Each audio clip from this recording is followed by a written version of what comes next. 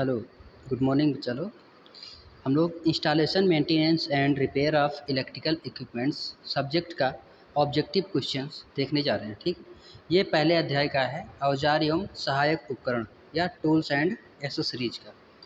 ठीक है, तो हम लोग देखते हैं। पहला क्वेश्चन है हमारे पास, निम्न में हस्त औजार है यानी कि हैंड टूल है कौन सा? प्लायर्स है या रेतियाँ हैं या हथौड़े हैं या सभी? तो इसमें क्या है, ये सभी क्या हैं? हस्त टूल हैं। ठीक, प्लायर्स, रेतियाँ, हथौड़े, नोज प्लायर्स, काठ हथौड़े, लकड़ी तथा धातु काटने की आरियाँ, fitter vice, bench vice, hand drills, विद्युत चालित ड्रिल, कैंची, चाकू, स्लॉट बैच टूल, ठीक है, box spanner, Allen wrench, socket wrench, ये सब क्या हैं? ये सब हमारे हैंड टूल हैं। ठीक है, अब दूसरे क्वेश्चन की ओर बढ़ते हैं। निम्न में अनुरक्षण उपकरण है, ठीक है, यानी कि मेंटेनेंस इक्विपमेंट है।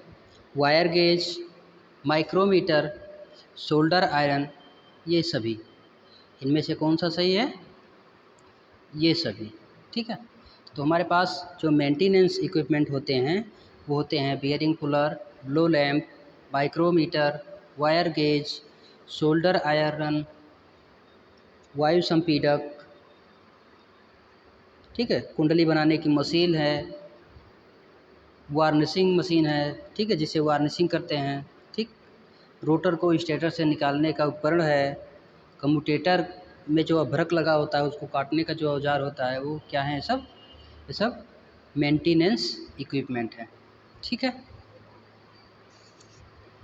उसके बाद तीसरा क्वेश्चन है, निम्न में परीक्षण उपकरण है, टेस्टिंग इक्विपमेंट है कौन सा है? टेस्टिंग इक्विपमेंट मेगर है या फिर भू परीक्षक है या फिर अमीटर है या फिर ये सभी? तो इसमें कौन सा सही हो जाएगा? ये सभी। ठीक है, तो हमारे टेस्टिंग इक्विपमेंट कौन से हैं, परीक्षण उपकरण कौन से हैं? इसमें होता है मेगर है, भू परीक्षक है, परीक्षण लैंप, एम्पियर क्लिप मीटर है, टोंग टेस्टर है, उपकरण ट्रांसफार्मर में करंट ट्रांसफार्मर है, पोटेंशियल ट्रांसफार्मर होता है, अमीटर है, वाट मीटर है, ऊर्जा मीटर है, ठीक है, फेज सीक्वेंस मीटर है, ठीक है, या जिसको फेज अनुक्रम मीटर बोलते हैं, फेज टेस्टर है, वोल्ट मीटर है, टैकोमीटर है। ठीक है, तो ये सब क्या है? हमारे टेस्टिंग इक्विपमेंट्स हैं। ठीक है, अब बात करते हैं चौथे क्वेश्चन में, निम्न में कर्मशाला उपकरण है, वर्कशॉप इक्विपमेंट हैं। तो नीचे दिए गए ऑप्शन में है lathe machine, drill machine, milling machine, ये सभी। तो हमारे जो वर्कशॉप इक्विपमेंट होते हैं वो ये सभी हैं। ठीक है, क्यों? क्योंकि वर्कशॉप में ये सारी मशीनें यूज करी जाती हैं। लेथ मशीन है, ड्रिल मशीन है, मिलिंग मशीन है, पावर हैक्सा है जिसे शक्ति हथौड़ा बोलते हैं, ठीक है, वेल्डिंग मशीन है। ठीक, तो ये सब क्या है? हमारी वर्कशॉप इक्विपमेंट हैं, जिनको एक जगह से दूसरी जगह पर नहीं ले जाया जा सकता। ये भारी मशीनें होती हैं, ठीक है, इसीलिए इनको वर्कशॉप मशीनें या वर्कशॉप इक्विपमेंट बोलते हैं। ठीक है, पाँचवां क्वेश्चन है, निम्न में कौन सुरक्षा कोड नहीं है?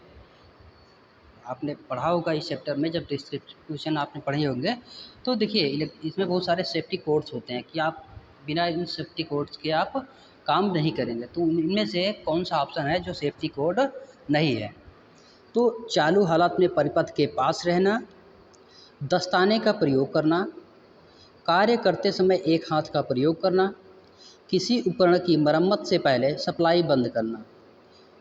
तो इनमें से कौन सा ऑप्शन सही होगा? चालू हालत में परिपथ के पास रहना सही है? नहीं सही है, यह सुरक्षा कोड है। दस्ताने का प्रयोग करना सही बात है, इसका प्रयोग करना ही चाहिए।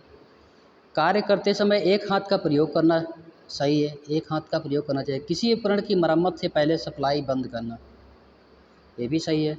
तो इसमें कौन सा ऑप्शन सही हो जाएगा? ये वाला, ये सेफ्टी कोड नहीं है। चालू हालत में परिपथ के पास नहीं रहना चाहिए, किसी भी परिपथ के पास नहीं रहना चाहिए, हमारा सुरक्षा कोड नहीं है। ठीक है, उसके बाद बात करते हैं, छठवां है, निम्न में दुर्घटना का कारण है, त्रुटिपूर्ण युक्तियां हैं, असुरक्षित पोशाक है, असुरक्षित सेफगार्डों का लगा होना है या फिर ये सभी है। तो इनमें से दुर्घटना का कारण कौन सा है, कोई बताएगा? ठीक है, आप कमेंट करिएगा।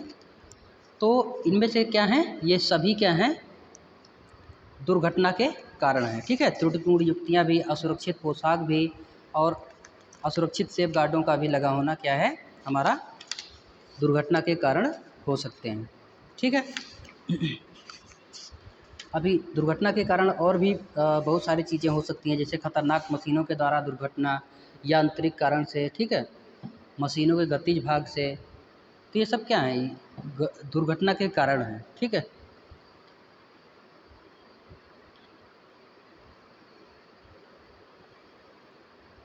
अब बात करते हैं कृत्रिम श्वसन की विधियां हैं।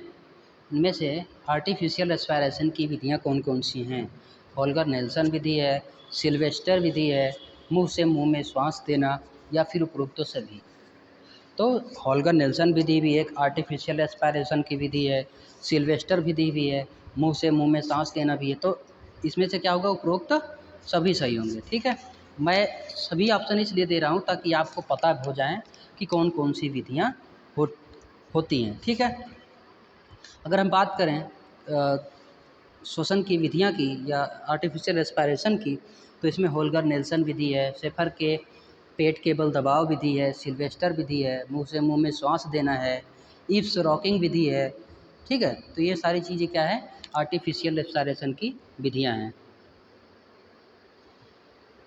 8वां क्वेश्चन है, कार्मिकों या फिर लेबर्स के लिए सुरक्षा युक्ति या सेफ्टी डिवाइसेस तथा उपकरण हैं। मतलब कि अगर कोई लेबर है तो उसके लिए कौन कौन सी सेफ्टी डिवाइसेस होती हैं रबड़ के दस्ताने, रबड़ बूट या गैलोशू, लकड़ी के स्टूल, सुरक्षा बेल्ट। इनमें से कौन सा ऑप्शन सही है? इनमें से सभी हैं। ठीक है, एक्चुअली इसमें मैंने सारे क्वेश्चन लगा दिए थे। ठीक है, तो ये भी होना चाहिए, ये भी होना चाहिए, ये भी और ये भी होना चाहिए। ठीक है,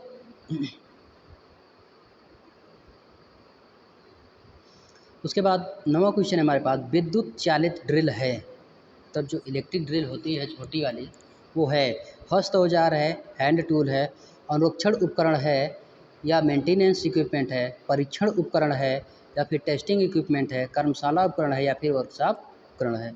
तो ये कौन सा है? ये है हैंड टूल, औजार हस्त औजार। ठीक है,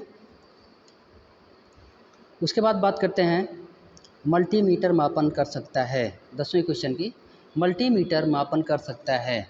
किसका मापन कर सकता है? प्रतिरोध का, विभव का, धारा का, या फिर सभी का। तो मल्टीमीटर क्या करता है? आप लोग इसका आंसर हमें कमेंट में करिएगा, इसका आंसर हम आप लोगों को नहीं बताएंगे। ठीक है, तो अगर आपको ये वीडियो सही लगा तो आप हमें कमेंट करके बताइएगा, उसके बाद हम इसके नेक्स्ट चैप्टर का वीडियो बनाएंगे। Okay, thank you.